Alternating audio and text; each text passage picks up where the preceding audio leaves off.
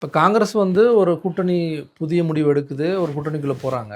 அதே காலகட்டங்கள்ல பாஜக இத்தகைய ஒரு சிக்கல்கள் வந்து வருது. நம்ம அத ஒப்பிட்டு பார்க்கலாம்? சார் காங்கிரஸ்ல ஒரு பெரிய கூட்டம் வந்து எலெக்ஷனுக்கு முன்னாடியே ஒரு சலசலப்பு இருந்தது. அதனால நாங்க புது முடிவு எடுத்தோம்னாங்க. அப்ப அந்த முடிவு எடுக்கும்போது டெல்லியில சோனியா காந்தி அம்மையார், அதுக்கப்புறம் கர்கேஜி என்ன சொல்றாங்க, இந்த வாட்டி திமுகவோட போங்கங்கிறாங்க. திமுகவோட போனோம். திமுக வந்து 58 சீட்டு தான் வாங்கிச்சு. எங்க 5 சீட்னால அவங்க வந்து கவர்மெண்ட்லாம் ஃபார்ம் பண்ண முடியாது. நாங்க இந்த 5 சீட்டு டிவிகே குடுத்துருக்கலன்னா, பின் வழியா வந்து ஏடிஎம்கே மூலமா அத கபலீகரம் இப்ப சிவசேனா கட்சிய பண்ணாங்க. இப்ப மம்தாவோட கட்சிய பண்ண மாதிரி விஜய் கட்சிய அமித்ஷா பண்ணியிருப்பாரு. அத தடுத்து நிற்கிறதுக்காக காங்கிரஸும் வந்தது.